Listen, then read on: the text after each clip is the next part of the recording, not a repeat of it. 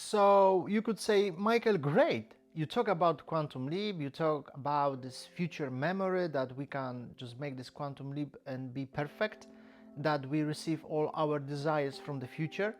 You also talk about the past memory, consciousness, that there is a particle, a kind of electron, and that should be dematerialized, that we should really focus on that.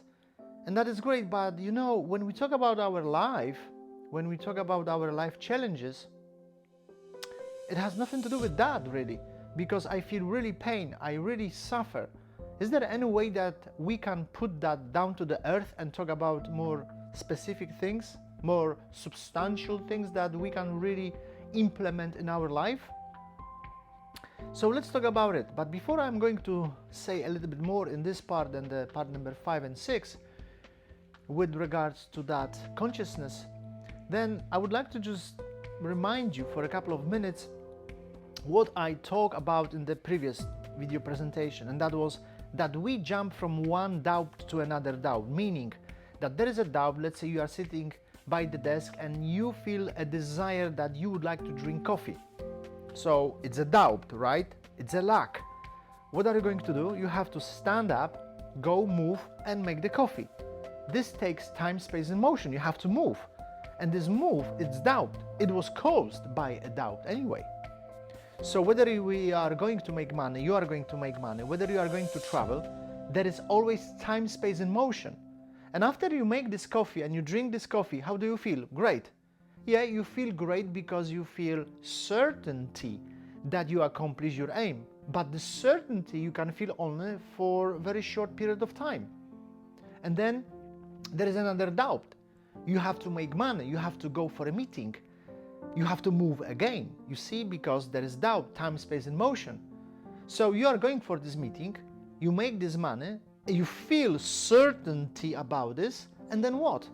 And then after a couple of minutes, again, you have problem, you don't know what to do.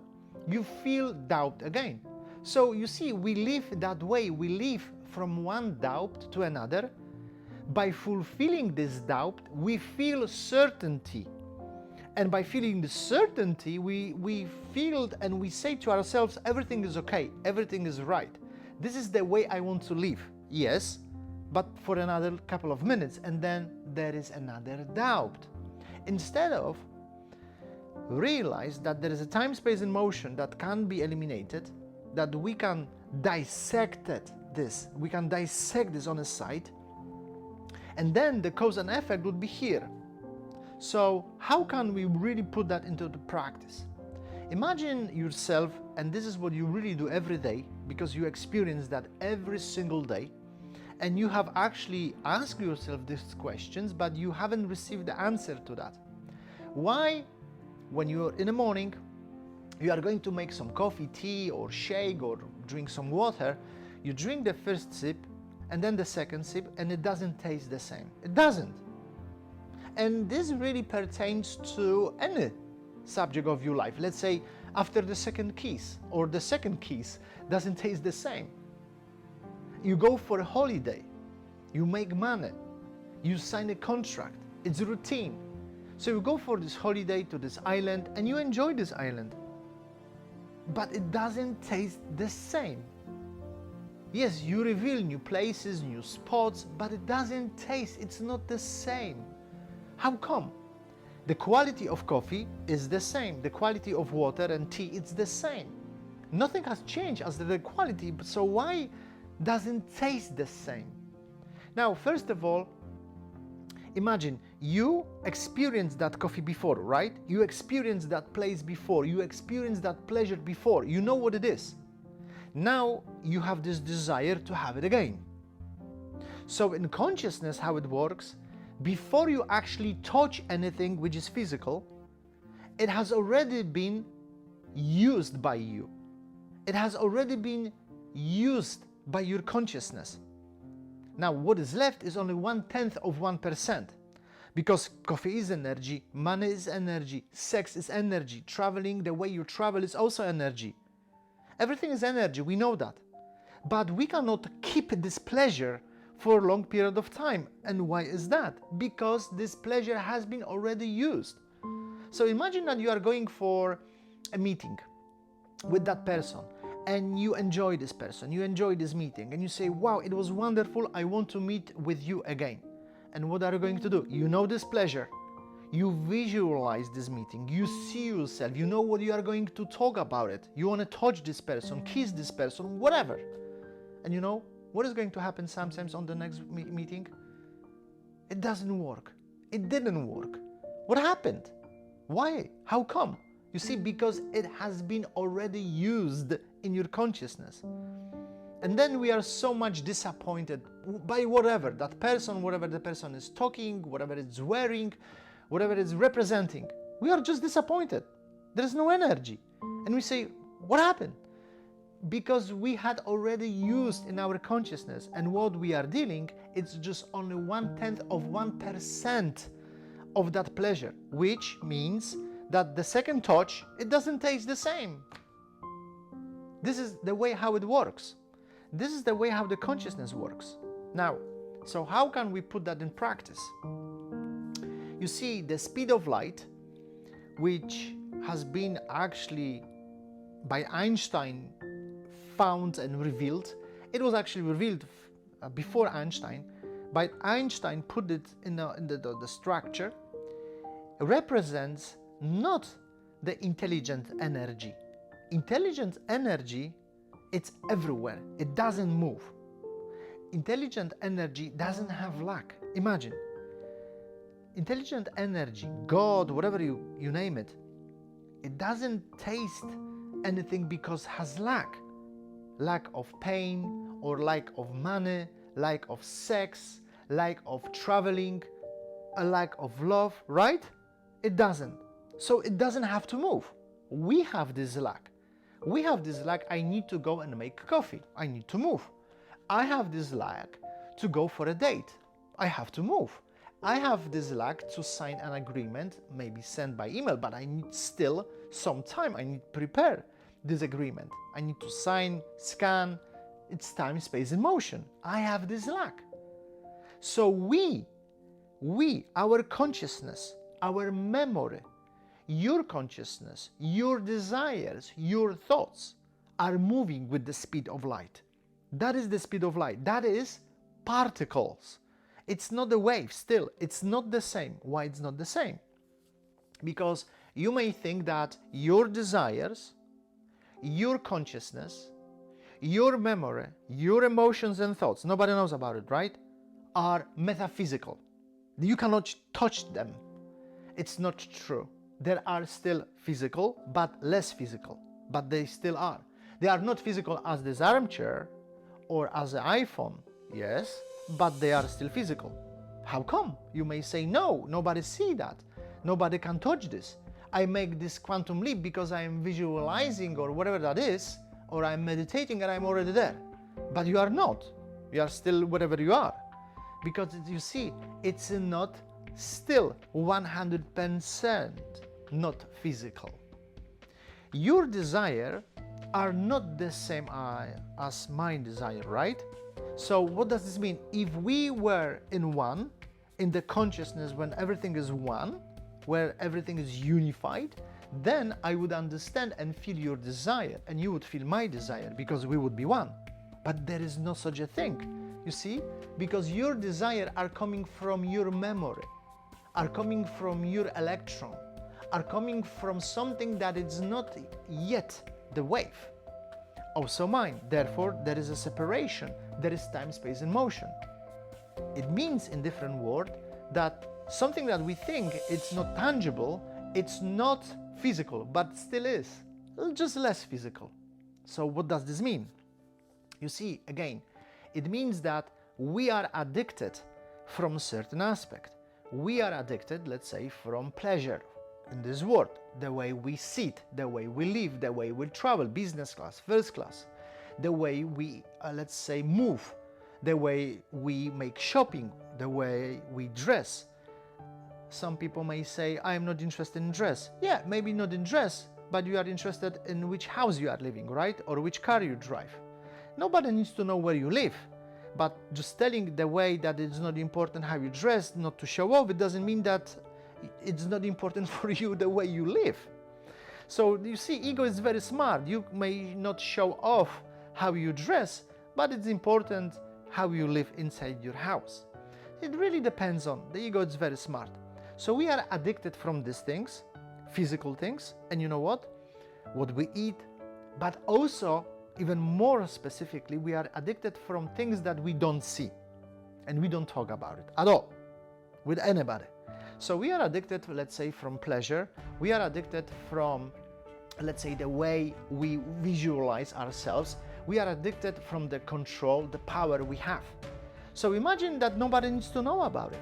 But we may be addicted and we see someone famous and someone who is really influential, whoever that is. For some people it could be a star, a celebrity, and for other people it could be someone such as an entrepreneur, very important and who has a prestige. It really depends on the person.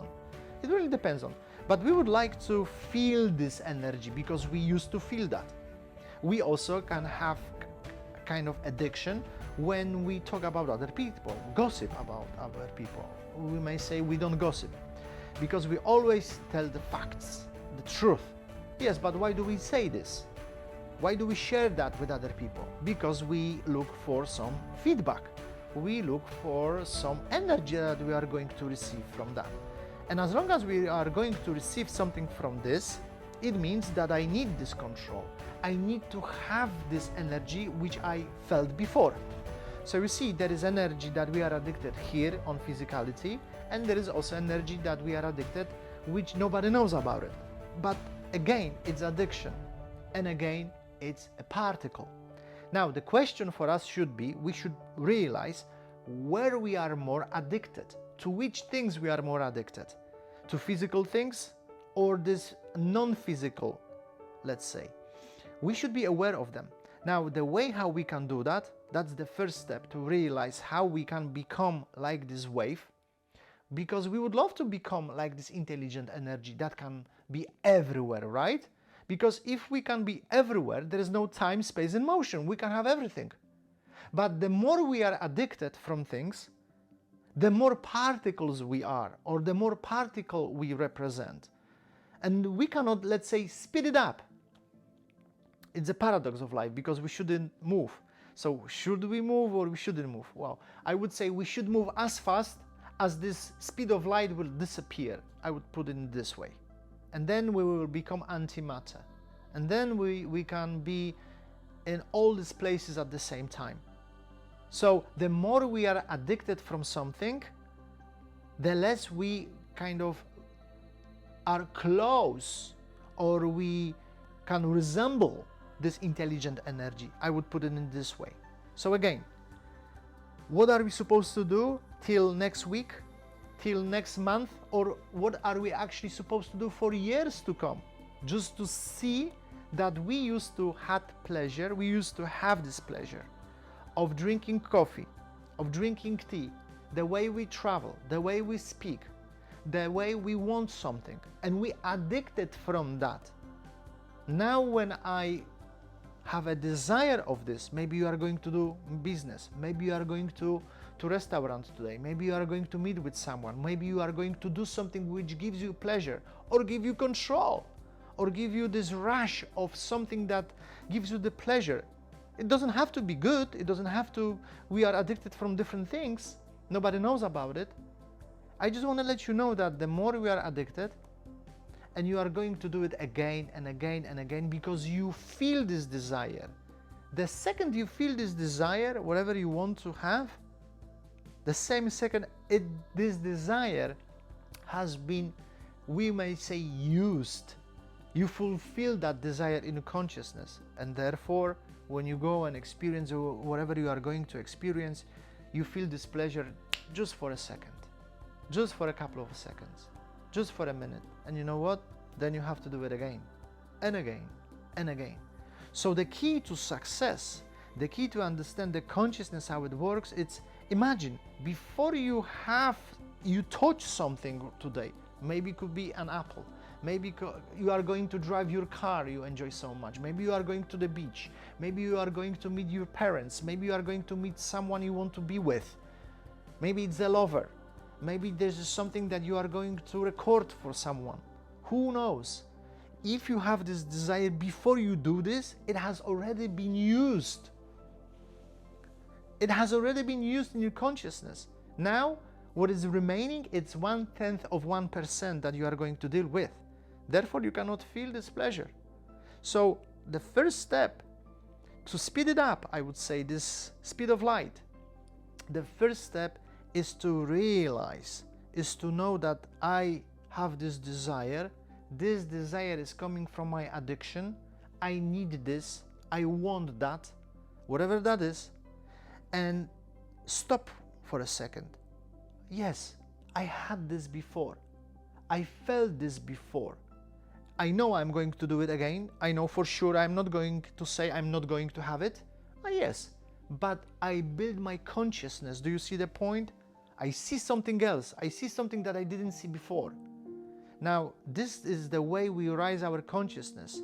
And slowly, step by step, gradually, we are going to transcend this electron, this particle. I'm going to talk a little bit more in the next video presentation. We'll take another step into this wave.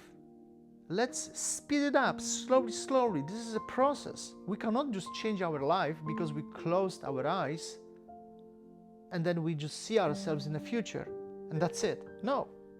The electron is still there. As long as we are not as close to this intelligent energy that stands, doesn't move, we have to be aware of the fact that we are not the same. We are living in a separate two worlds, and that's our job. Our job is just to speed it up, this particle into antimatter, into a positron, and then we are going to kind of be similar to that intelligent energy that doesn't move. So the first step, one more time, is to realize where I am addicted most of the time. What is most important for me? This is the first step I should be aware, whether this is food, drink, something physical, or maybe not at all. Maybe you are not paying attention to anything, the way you live, the house, the cars, it has nothing to do with you. All right, there could be something within your consciousness that you know maybe you don't want to change. Maybe you are stubborn. Maybe you don't want to see changes around you that takes place. Maybe you don't want to see them.